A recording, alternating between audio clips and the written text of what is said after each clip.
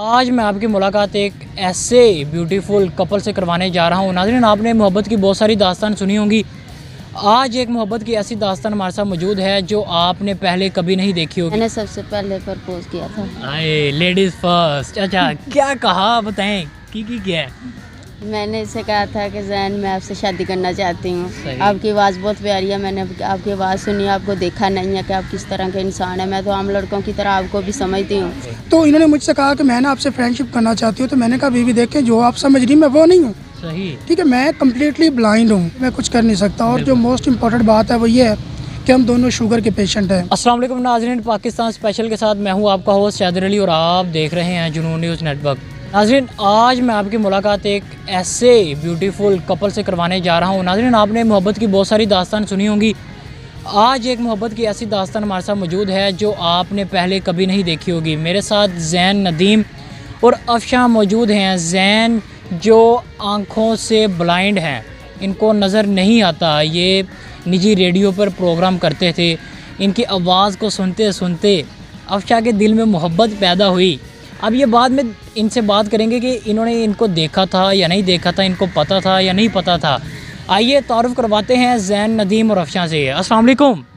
जी वालेकुम सलाम। कैसे हैं? जी मैं ठीक ठाक, आप कैसे हैं? ठीक मैं है भी ठीक ठाक। आप सुनाएं भाभी, आप ठीक हैं? जी शुक्र अल्लाह का। सबसे पहले मैं आपसे पूछूंगा कि जब आपने इनकी आवाज़ सुनी, दिल में कुछ ना कुछ हुआ, जो कुछ होता है, तो आपने पहले प्रपोज़ किया या ज़ैन साहब ने? मैंने सबसे पहले प्रपोज किया था। आए लेडीज़ फर्स्ट। अच्छा, क्या कहा, बताएं की क्या है? मैंने इससे कहा था कि जैन मैं आपसे शादी करना चाहती हूँ। सही। आपकी आवाज़ बहुत प्यारी है, मैंने आपकी आवाज़ सुनी, आपको देखा नहीं है कि आप किस तरह के इंसान हैं। मैं तो आम लड़कों की तरह आपको भी समझती हूँ। आगे आपको पता है कि आप किस तरह के हैं। बिल्कुल ऐसे ही है। तो मैं आपसे शादी करना चाहती हूँ। तो इन्होंने कहा नहीं कि मैं ब्लाइंड हूँ, मैं आपसे शादी नहीं कर सकता, मैं आम लड़कों की तरह नहीं बिल्कुल। हूँ। मैंने कहा तो ठीक है, आप मुझसे मिल लें। तो फिर हमने मिलने का प्रोग्राम बनाया, घर के आसपास ही हम कहीं मिले, देखा एक दूसरे को। तो मैंने कहा ये आप नहीं हैं, कहते नहीं ये मैं ही हूँ। मैंने कहा तो फिर आप थोड़ा सा बोल कर तो दिखाएं। बोल कर इन्होंने दिखाया तो मैंने यकीन कर दिया कि वाकई आप हैं। जब आपको पता चला कि ये ब्लाइंड है, कि इनको नज़र नहीं आता, तब क्या फीलिंग्स थी? क्या आपने तब सोचा कि रहन दो की करना है, या आपके अज़ाइम वही पुख्ता थे? नहीं, मुझे इसे देख कर ना और ज़्यादा मोहब्बत हो गई थी। क्या बात है। और ज़्यादा मेरे जो थे अज़ाइम पुख्ता हो गए थे कि मैं इनसे शादी ज़रूर करूँगी। अब माशाल्लाह, ऐसी मोहब्बत अल्लाह ताला हर एक को नसीब करे। जी ज़ैन भाई, आपकी तरफ आते हैं। जब इन्होंने आपको प्रपोज़ किया, आपकी क्या फीलिंग्स थी उससे? सबसे पहले मैं आपको ये बताता चलूँ, क्योंकि मैं एक बात आपको बताता चलूँ, क्योंकि ना अक्सर लिसनर जो होते हैं ना, वो किसी भी के आरजे को प्रमोट करना, उनको अप्रिशिएट करना, ये एक मामूल का काम होता है। बिल्कुल। और मैं ये भी समझता था कि शायद और भी काफ़ी सारी लड़कियां थी जिन पे मेरी कॉल्स पे फ़ोन पे बात हुआ करती थी, डिस्कशन हुआ करती थी। तो मैं भी यही समझ रहा था कि शायद ये भी वो आम लड़कियों की तरह ही हैं, और जस्ट अपनी रेटिंग बढ़ाने के लिए इस तरह की बातें कर रही हैं। तो इन्होंने मुझसे कहा कि मैं ना आपसे फ्रेंडशिप करना चाहती हूँ। तो मैंने कहा बीवी देखें, जो आप समझ रही मैं वो नहीं हूँ। सही। ठीक है, मैं कम्प्लीटली ब्लाइंड हूँ। सही। आपके माइंड में आपने एक इमेजिन किया होगा, आपके कुछ आइडियल होंगे, तो मैं उसके ब्रिक्स हूँ, मुझे नज़र नहीं आता। तो इस तरह का मेरा फेस है। ये उन्होंने कहा नहीं, मैं आपकी बात पे ना रियलाइज़ नहीं करती, मुझे नहीं पता क्या वाकई में इस तरह के हैं। तो बहरहाल जब हमने एक दूसरे को देखा, देखने बाद मैं घर आया तो मैंने अगेन से इनको कॉल किया। तो मैंने इनसे पूछा, इन्होंने कहा आप देखें ना, ये ज़रूरी नहीं होता कि हर इंसान उसी बंदे का हाथ थामे जो कि कम्प्लीटली ठीक होता है। मुझे आप में जो मेन चीज़ नज़र आई है वो ये है कि आपने मेरे से सच बोला है। आप एक सच्चे इंसान हैं, और मैं जस्ट अल्लाह की रज़ा के लिए आपसे शादी करना चाहती हूँ। माशाल्लाह। अब हम अफशा की तरफ आएंगे। वो क्या अल्फाज थे कि जिनको सुनकर आपके दिल में प्यार बढ़ता चला गया? इनकी आवाज़ बहुत अच्छी थी, बहुत अच्छा गाते थे, नाते महफिलें भी पढ़ते थे, क्या बात है। शो वगैरह करते थे, शेर व शायरी करते थे, सब कुछ ही, यानी कि बहुत ज़्यादा प्यारी आवाज़ थी इनकी। यानी कि आज अगर हम वो दोबारा करवा लें जी ज़ैन भाई, करके दिखाएं आज, प्यार बढ़ता है और बढ़ेगा मज़ीद। क्या करना है कि जो शेर व शायरी और जिस तरह आप सॉन्ग सुना के अपनी तरफ लड़कियों को माइल करते थे वो वाली आज हो जाए। अच्छा, एक सॉन्ग अक्सर मैं गुनगुनाया करता था, वो एक पंजाबी सॉन्ग है, तो मैं आपको थोड़ा सा गुनगुना कर सुनाता हूँ। बिल्कुल।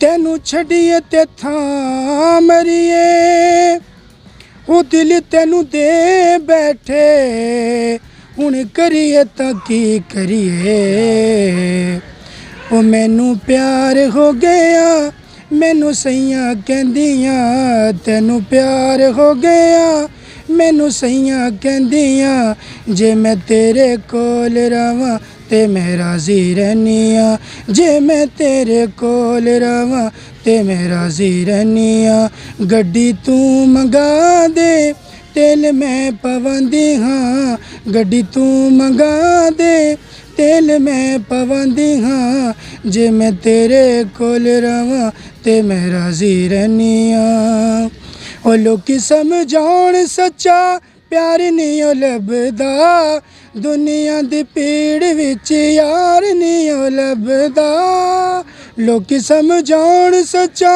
प्यार नहीं ओ लभदा दुनिया दी पीड़ विच यार नहीं ओ लभदा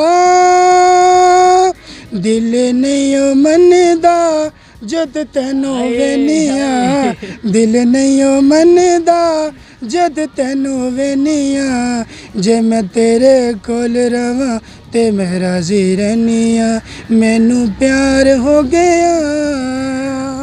माशाल्लाह जी माशाल्लाह, बहुत प्यारी आवाज़ है और गाना भी इन्होंने वो गाया है जो इनकी अपनी स्टोरी पर है। क्या ये ऐसा सीन हुआ था आपने इनको कहा हो गड्डी तू मंगा ला तेल मैं पवा देनी है? ये मुझसे मिलने गाड़ी पे ही गए थे। क्या मुझे लग रहा है सीन भी हुआ है। जी बिल्कुल। अच्छा, तो आपने ये कहा था गड्डी तू ले आया तो तेल मैं पवा देंगे? जी मैंने कहा था कि बस अपनी शक्ल मुझे दिखा दे ताकि मुझे यकीन हो जाए कि वाकई यानी कि वो आपको सब्र नहीं आ रहा था कि आपको ये था कि मैं इनको एक दफ़ा देख लूँ? हाँ जी। माशाल्लाह, जब आपने इनको फर्स्ट टाइम देखा क्या फीलिंग्स आई? फीलिंग तो बस जो लड़की की होती है मेरी भी वही थी। मैं खुश थी देखकर इसे। मैं फ़ख्र करती हूँ और आज भी फ़ख्र करती हूँ कि मेरे शौहर हैं जे मैं फ़ख्र के साथ इनके साथ चलती हूँ। बहुत अच्छे इंसान है माशाल्लाह। अच्छा माशाल्लाह, आपने यानी कि पसंद की शादी तो कर ली लेकिन कुछ इस तरह के इंसिडेंट्स होते हैं, फैमिलीज़ नहीं मानती, इस तरह के वाक़यात क्या आपकी लाइफ में भी आए? जी सर। वाक़यात की जहाँ तक बात है आप जानते हैं ज़र सी बात है क्योंकि इनके घर वाले मान नहीं रहे थे। सही। जब इन्होंने मुझसे शादी के लिए बोला कहा कि मैं जैन से शादी करना चाहती हूँ तो उन्होंने ये कहा कि एक तो वो ब्लाइंड है जी। दूसरा आप भी एक शुगर पेशेंट हो वो भी शुगर पेशेंट है तो आप लोगों का इस तरह से जो है ना वो गुजारा नहीं हो पाएगा तो लिहाजा आप अपने फैसले से फिर थोड़ी सी नज़रसानी करें और उनसे शादी का जो फ़ैसला इसे तर्क कर दें। सही। तो इन्होंने कहा नहीं जो कुछ मर्ज़ी हो जाए मैंने उनसे शादी करनी है। सही। तो बहरहाल फिर ये हुआ कि हमने कोर्ट मैरिज किया। कोर्ट मैरिज करने के बाद इनके घर वालों ने काफ़ी पीछा किया था। बड़ी परे पंचायत भी हुई, बड़े बड़े लोगों की मतलब हमारे घर आना जाना हुआ। वो कह रहे थे कि इनको वापस करें, हमने हर सूरत इनको यहाँ पे नहीं रहने देना। तो बस इनका वो कहते हैं ना कि नज़र जिनकी पुख्ता हो नज़र जिनकी खुदा पे हो तला तुम खेज़ मौजों से वो घबराया नहीं करते। बात है। तो पर वो अल्लाह का करम था, अल्लाह ने हमारी जोड़ी बनानी थी, हमारे नसीब लिख चुका था जिसकी वजह से आज हम एक हैं। जी माशाल्लाह, हमारी ये दुआएं आपके साथ है कि अल्लाह ताला आपकी जोड़ी सलामत रखे, आबाद रखे। इसके साथ साथ आपका सोर्स ऑफ इनकम क्या है, किस तरह गुजारा करते हैं? जहाँ तक इनकम की बात है आप तो तकरीबन आप भी देख रहे होंगे, आपके जितने भी सामीन हैं व्यूअर्स देख रहे होंगे कि मैं कम्प्लीटली ब्लाइंड हूँ, मैं कुछ कर नहीं सकता। और जो मोस्ट इम्पॉर्टेंट बात है वो ये है कि हम दोनों शुगर के पेशेंट हैं तो इस वजह से गुजारा जो है ना बड़ा मुश्किल होता है। एक हमारी बेटी है तकरीबन 2 साल की, माशाल्लाह। तो गुजारा बड़ा मुश्किल होता है। ये घरों में जाके काम वगैरह करती हैं, कुछ कपड़े वगैरह सिलाई करती हैं जिसकी वजह से जो गुजर बसर हो रहा है। तो बेसिकली हमारा जो इंटरव्यूज़ देने का मकसद है वो ये है। इनकी एक बाजी है जो किसी न्यूज़ चैनल पे काम करते, उन्होंने कहा था कि आप सोशल मीडिया पे ना मुख्तलिफ चैनल्स को इंटरव्यू दो ताकि कुछ लोग सुने देखें आपको और आपको देखते सुनते हुए आपके साथ कुछ तामुन करें। बिल्कुल। तो इसी वजह से फिर हमने ये सोशल मीडिया को ज्वाइन किया। माशाल्लाह। नहीं, तामुन की बात जहाँ तक है वो बिल्कुल ठीक है, आपकी बात है, लेकिन आपको देख के बहुत से लोग आपको रोल मॉडल बना के कुछ सीखेंगे भी इसी तरह। जहाँ तक सीखने की बात है ज़रूर सी बात है, हर ज़िंदगी के हर इंसान के अपनी ज़िंदगी के पहलू होता है और हर बंदा अपनी लाइफ के अकॉर्डिंग ही चलता है। जी। तो जैसे कि मोहब्बत कहते हैं कि मोहब्बत जो रखते हैं औरों के लिए मोहब्बत का जज्बा वो लोग कभी टूट कर बिखरा नहीं करते। तो ऐसी बात यह है कि जैसे कि मेरी बेगम ने मुझसे मोहब्बत की, एक अधूरे शख्स है जो कि नामुकम्मल है, फिर एक ऐसे शख्स का हाथ थामना जो खुद से चल भी नहीं सकता। एक तो ठीक है भले ही किसी के पास गाड़ी बैंक बैलेंस ये सब कुछ ना हो लेकिन दिखने में उसकी सूरत अच्छी हो, खुद से चल फिर सकता हो ना, तो ये भी एक लाइफ में बड़ा इम्पोर्टेंट होता है। लेकिन मैं आपके सामने हूँ, खुद से चल नहीं सकता, जो भी करना होता है मेरी बेबी मुझे लेके जाना बाहर, ये वो जो भी करना कराना, तो ये मेरे लिए एक बड़ी ऑनर की बात है। ये मुझसे मोहब्बत भी करती है और मेरा ख्याल भी करती है और मेरी फरमा बरदार भी है। माशाल्लाह। अब हम अफशा की तरफ आएंगे जी कि इन्होंने तो गाना भी सुना दिया, शेर व शायरी भी सुना दी, तुसी चुप बैठे हो। नहीं, मुझे इस तरह का कुछ नहीं आता, मैं इनसे ही सुनती नहीं, तुसी प्रोग्राम सुनते सी इन्हां दे हैं। नहीं, बस मैं शौक सुनने की हद तक की थी। सही जी। नाज़रीन, आज हमारे साथ ज़ैन नदीम और अफशा मौजूद थे। इनकी कहानी आपने जानी। इनका यही मैसेज है कि हमारा इंटरव्यूज़ देने का मकसद ये है कि सोर्स ऑफ इनकम, यानी कि इनको नौकरी दी जाए कुछ, या इनकी हेल्प कर दी जाए। कि जैसा कि इन्होंने यही कहा, पसंद की शादी की अफशा से, लेकिन अफशा घरों में जाके काम करती है और सोर्स ऑफ इनकम यही है। इसी मैसेज के साथ इनका नंबर नीचे चल रहा है, लोग इनसे ज़्यादा से ज़्यादा जल्दी से जल्दी रब्ता करें ताकि ये अपना घर भी ले लें, अपना कारोबार भी कर लें और अपना सोर्स ऑफ इनकम सेट कर लें। इसी के साथ मुझे मेरी टीम को दीजिए इजाज़त। अल्लाह हाफ़िज़।